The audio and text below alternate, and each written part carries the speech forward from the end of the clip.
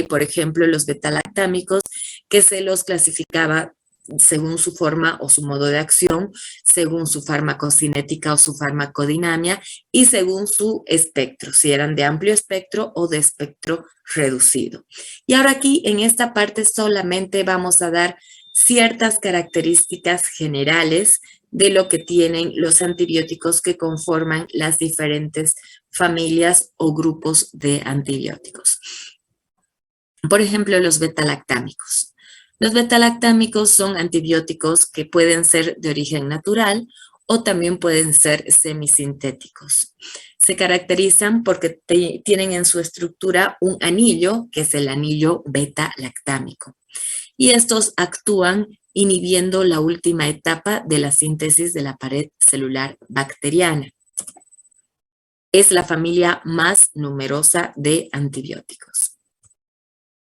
Su acción es bactericida y esta acción bactericida es lenta e independiente de la concentración plasmática. Presentan escasa toxicidad para el organismo huésped y poseen un amplio margen terapéutico. Su espectro se ha ido ampliando a lo largo de los años por la incorporación de nuevas moléculas con mayor actividad frente a los bacilos gram negativos. Y también su espectro se ha ido ampliando porque los betalactámicos se emplean con otra molécula que hace que se inhiba la enzima beta-lactamasa de las bacterias que son resistentes a los betalactámicos. Entonces, esta otra molécula inhibe esta enzima y vuelve a las bacterias vulnerables a los betalactámicos. ¿Cuál es su espectro de acción? Los betalactámicos son antibióticos que pueden actuar sobre bacterias gram positivas, bacterias gram negativas. No actúan sobre micoplasmas, ni rickettsias, ni mycobacterium. Bueno, dentro de estos tenemos a las penicilinas, que son antibióticos de origen natural y semisintético, que contienen el núcleo de ácido 6-aminopenicilánico, que consiste en un anillo betalactámico unido a un anillo tiazolidínico. De acuerdo a su origen, se clasifican en penicilinas naturales, como son las primeras, las penicilinas. Si vieron un poco de historia, sabrán que dentro de este grupo está la penicilina, que ha sido el primer antibiótico que ha sido aislado y estudiado. Entonces, también tenemos penicilinas resistentes a las penicilinasas estafilocóccicas, que es como les decía, que ya ha sido adicionada una molécula que acompaña a este antibiótico que inhibe la acción de las enzimas penicilinasas de las bacterias y dejan que este antibiótico pueda actuar eficazmente. Dentro de estas penicilinas que ya tienen incluidas penicilinasas, tenemos la oxacilina, la meticilina y la dicloxacina. Las aminopenicilinas, que son la ampicilina y la amoxicilina, las carboxipenicilinas, que son la carbeniciclina, la ticarcilina y las ureidopenicilinas, que es la piperacilina. Todas estas pertenecen al amplio grupo de las penicilinas. En cuanto a las cefalosporinas, ya me adelanté hace un momentito diciéndoles que las hay de primera, de segunda, de tercera y de cuarta generación. Veamos un poco sus características. Son productos de origen natural, derivados de productos de fermentación de un hongo. El hongo es el Cephalosporium acremonium. Contiene un núcleo constituido por ácido 7-aminocefalosporánico y de ahí su nombre de ser cefalosporinas.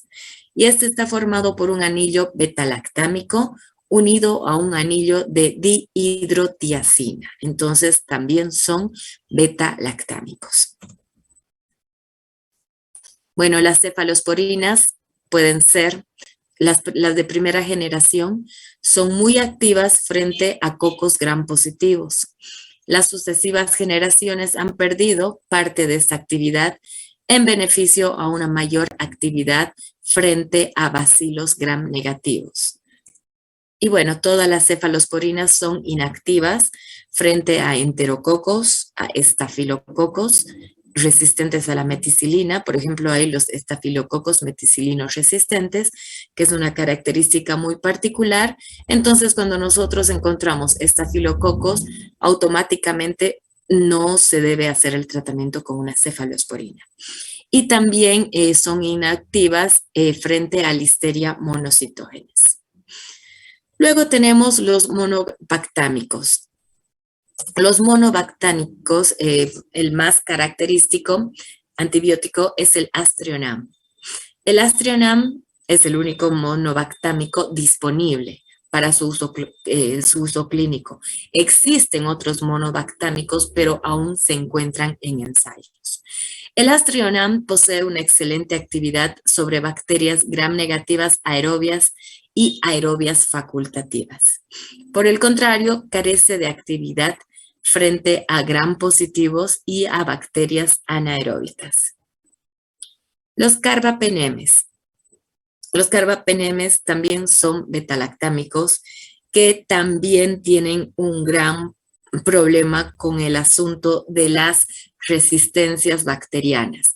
Por ejemplo, hay diferentes mecanismos de resistencias que adquieren las bacterias frente a los carbapenems y estas se pueden evaluar de diferentes formas en el laboratorio. Yo más tarde les voy a mandar al WhatsApp y después también a Moodle un listado de todos los mecanismos de resistencia que existen y que pueden ser estudiados. Hoy es martes.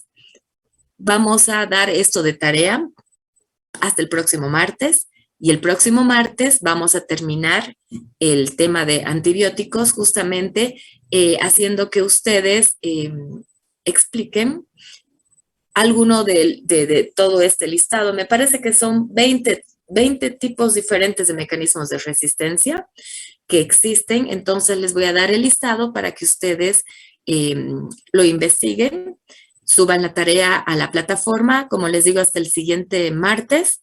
Y a las 3 de la tarde empezamos la clase y ustedes van a ser los que nos vayan explicando en qué consiste cada mecanismo de resistencia. Por ejemplo, la meticilinoresistencia. ¿En qué consiste? ¿Qué tipo de bacterias la presentan? ¿Sobre qué antibióticos funciona? ¿Y cómo funciona este tipo de mecanismo de resistencia que tienen las bacterias? Entonces, volvámonos a los carbapenems. Como les decía, los carbapenems también son antibióticos que frente a estos, muchas bacterias adquieren mecanismos de resistencia. Son betalactámicos, y presentan el mayor espectro de actividad. Perdón, chicos, estoy un poco ronca.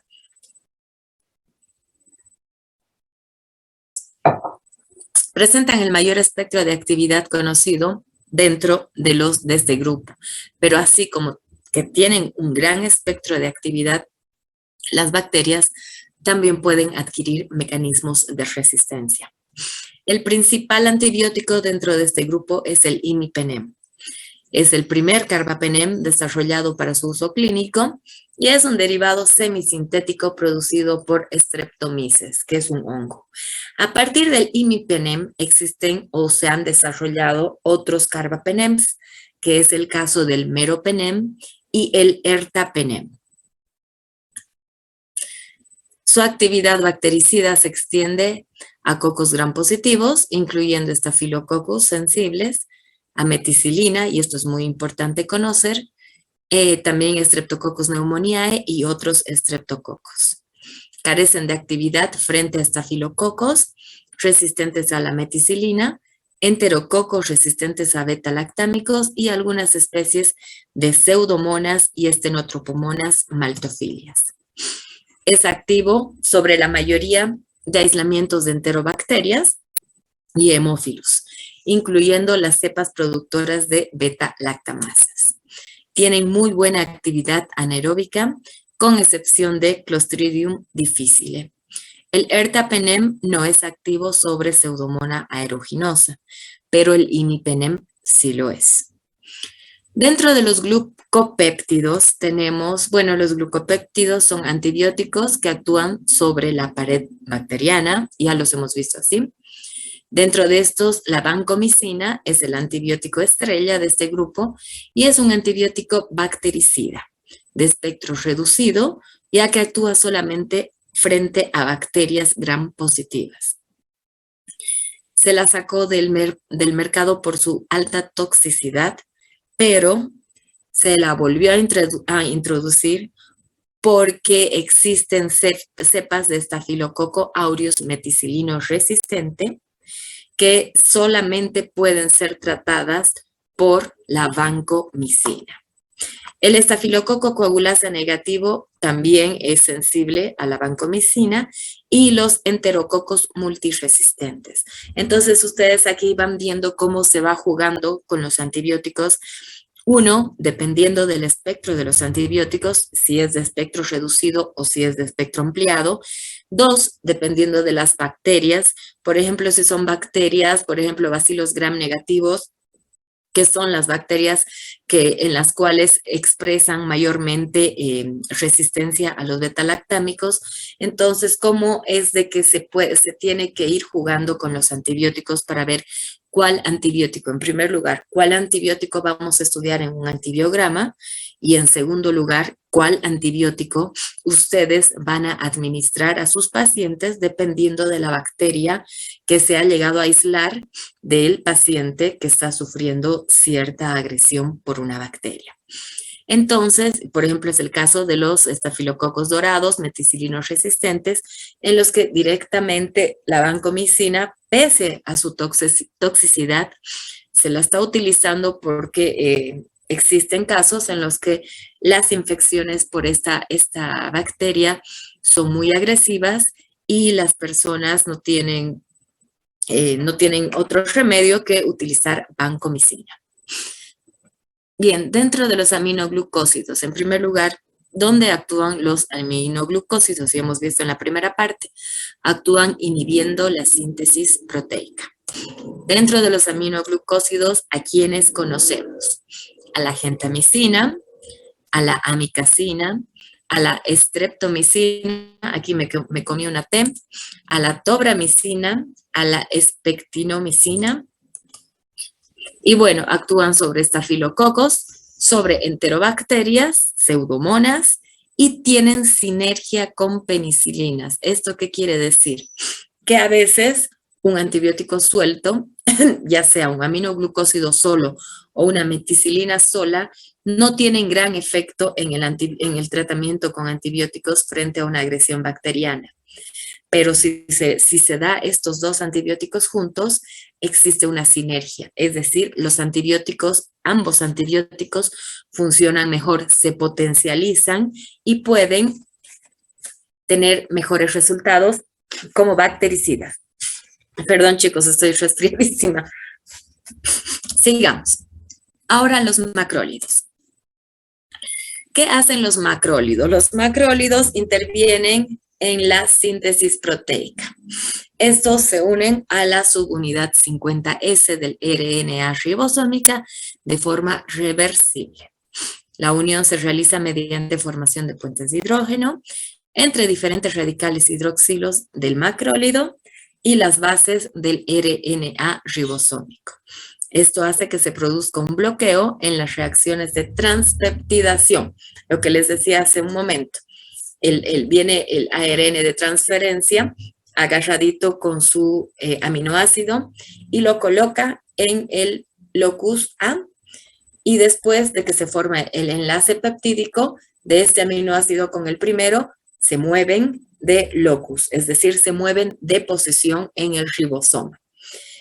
¿Qué hacen los macrólidos? Justamente al unirse por puentes de hidrógeno, bloquean el RNA ribosómico y bloquean la reacción de transpeptidación. Ya no se puede hacer más esta transpeptidación. Y también la translocación en el ribosoma, cuando pasan del locus A al locus B. Esta parte es la que se bloquea. Las lincosaminas. Las lincosaminas son antibióticos, que los que más se conocen es la lincomicina y la clindamicina. Actúan inhibiendo la síntesis proteica también en la subunidad 50S de los ribosomas, impidiendo la iniciación de la cadena peptídica. Y el sitio de unión a los ribosomas es el mismo que para los macrólidos y el cloranfenicol, inhibiendo sus acciones por competencia. Las lincosaminas actúan sobre todos los aeróbicos y sobre anaeróbicos, como los peptostreptococos, actinomyces, propionibacterium, eubacterium, bacteroides, clostridium, exceptuando Clostridium difficile y un notable porcentaje de Clostridium no perfringens. Las streptogramíneas. Las streptogramíneas es un grupo de antibióticos formados por dos componentes, la streptogramina A y la streptogramina B. Estos ejercen su actividad a nivel del ribosoma bacteriano también, donde el componente A se une al peptidil RNA de transferencia y bloquea la unión de nuevos aminoácidos. Y el componente B impide la elongación de la cadena peptídica. Entonces, estos antibióticos, como pueden observar, tienen dos mecanismos de acción. Uno inhibe el RNA de transferencia y otro inhibe la elongación, es decir, que la cadena polipeptídica que se está formando se siga formando y siga aumentando en número. El componente A aumenta la afinidad del componente B por la subunidad 50S ribosomal, siendo la combinación A y B bactericida, es decir, la acción de este antibiótico. Bueno, la actividad antimicrobiana. La combinación es activa frente a la gran mayoría de gérmenes gram positivos, menos enterococcus fecales y algunos gram negativos, como ser Haemophilus influenza, Neisseria y Mycoplasma catarrhalis. No presenta actividad frente a enterobacterias, pseudomonas y acinetobacter. Cubriría algunos microorganismos anaerobios como ser Clostridium y Peptostreptococcus y Actinomyces. Las oxazolidonas. Las oxazolidonas son antibióticos sintéticos. Su antibiótico estrella es el Linezolid. Es un antibiótico que se lo está utilizando más ampliamente. Es un antibiótico nuevo, relativamente nuevo. Es un antibiótico bacteriostático. Inhibe los primeros pasos de la síntesis proteica mediante la unión a la subunidad ribosomal 50S en la zona de contacto con la subunidad 30S, impidiendo de este modo la formación del complejo 70S. Cuando vimos el mecanismo en la parte de genética bacteriana, el mecanismo de síntesis proteica, no sé si recuerdan, vimos que para activar el ribosoma, para que empiece a trabajar, existen dos porciones en el ribosoma, 50S, 30S, y estas se deben unir para ser activadas, y esto ocurre en el proceso de síntesis proteica. Bueno, este antibiótico lo que hace es impedir que se active el ribosoma para iniciar la síntesis proteica. Actúan sobre gram positivos de importancia clínica, como estafilococo dorado, Enterococcus faecium, Enterococcus fecalis, Streptococcus pneumoniae y Streptococcus pyogenes. También actúa sobre algunos anaerobios como Bacillus fragilis, Clostridium, Fusobacterium y algunas micobacterias. Prácticamente es inefectivo frente a gram negativos, excepto Neisseria meningitidis y Haemophilus influenza. Las quinolonas. Las quinolonas son antibióticos bactericidas y actúan inhibiendo las topoisomerasas. Las topoisomerasas son enzimas que catalizan, como les decía, el superenrollamiento del DNA, y esto ocurre cuando se va a formar el RNA mensajero a partir de la información contenida en una porción del DNA. Entonces, en el lugar donde tiene la porción de esa información el DNA, se rompen los enlaces, los puentes de hidrógeno de las bases nitrogenadas, y en ese lugar es de que se empieza a sintetizar el RNA mensajero en relación como copia fiel de la información del DNA. ¿Qué hacen estos antibióticos? Inhiben las topoisomerasas. Entonces, al inhibir las topoisomerasas, no puede haber la transcripción. Existen las de primera generación, que son el ácido nalidíxico y el ácido pipemídico. Estos tienen actividad sobre enterobacterias y también son inactivas sobre bacterias gram positivas y anaeróbicos. Las de segunda generación, que son la norfloxacina y la ciprofloxacina, actúan sobre bacterias gram negativas y algunos gram positivos. Por ejemplo, bacterias gram negativas que se conocen mucho, por ejemplo, la salmonela. La salmonela es una bacteria gram negativa en la cual la administración de ciprofloxacina en una persona que está cursando por un cuadro de salmonelosis funciona efectivísimamente, haciendo de que las bacterias, las salmonelas, sean eliminadas, siempre y cuando se haga el tratamiento adecuado. Si no se hace el tratamiento adecuado, salmonela puede mantenerse todavía activa en el organismo huésped y de tiempo en tiempo lograr hacer nuevas infecciones. Y lo peor de todo es de que esa persona, ese huésped que ha sido mal curado de la salmonelosis, se convierte en una persona que va a ir diseminando la enfermedad si no se tienen los cuidados de aseo característicos. Y bueno, los de tercera generación está la levofloxacina y la gatifloxacina. Estas tienen actividad sobre gram negativos y mejoran también su actividad sobre gram positivos en comparación con los de la primera generación.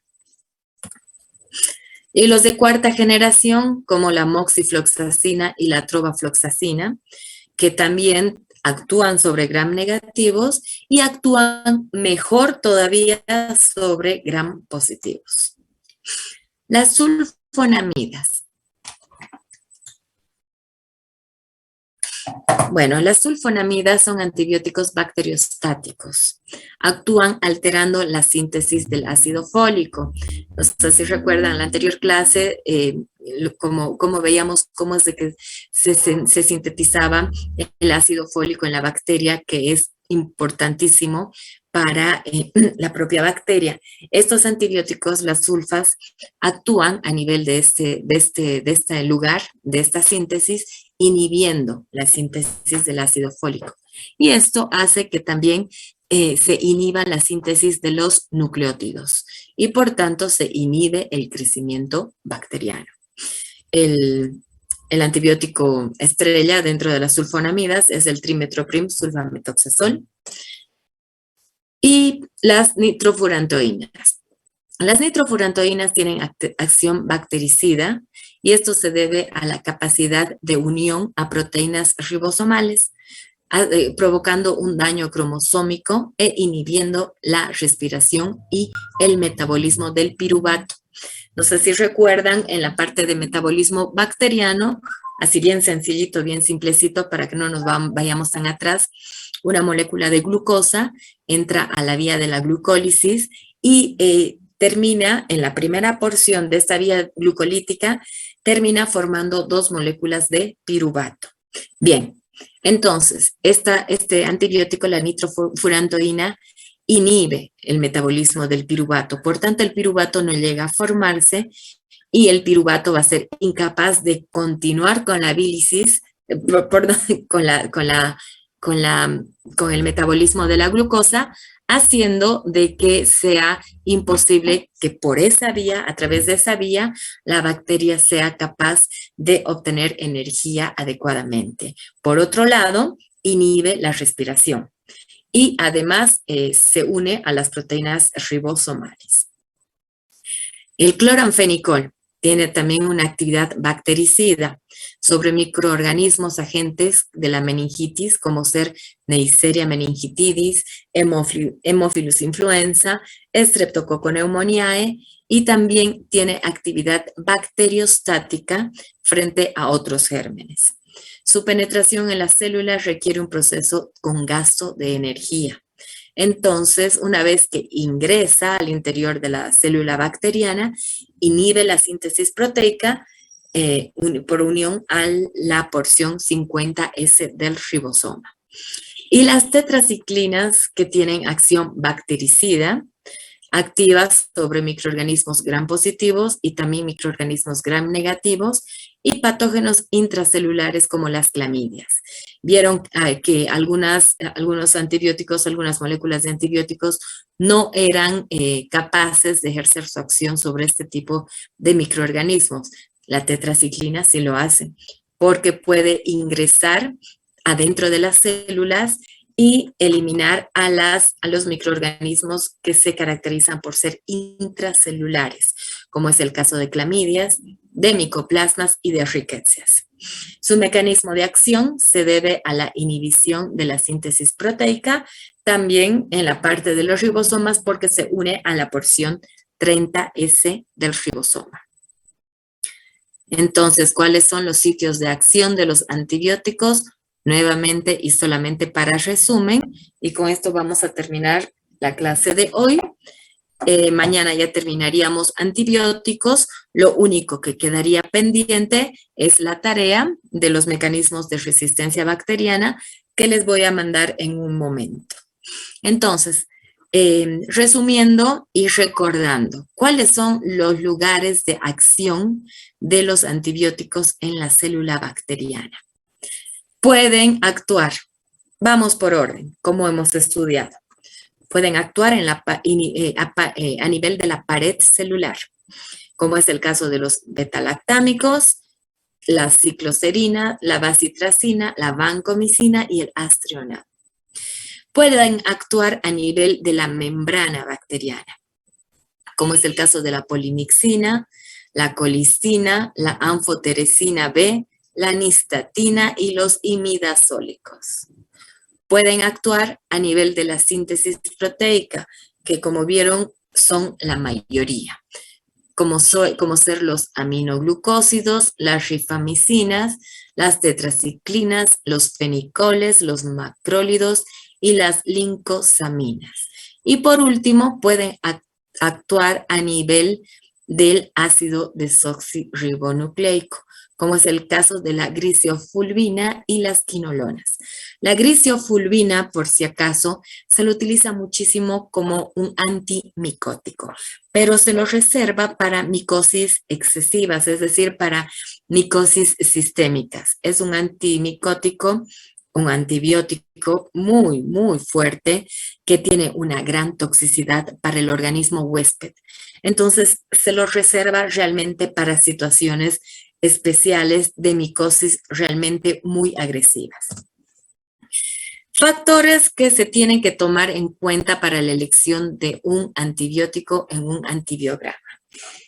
¿Qué les parece si nos quedamos aquí? Porque ya estamos sobre la hora y mañana terminaríamos de ver esto y vemos un poquitito acerca de un poco de la introducción de mecanismos de resistencia para que ustedes puedan hacer su tarea y continuamos con el programa analítico.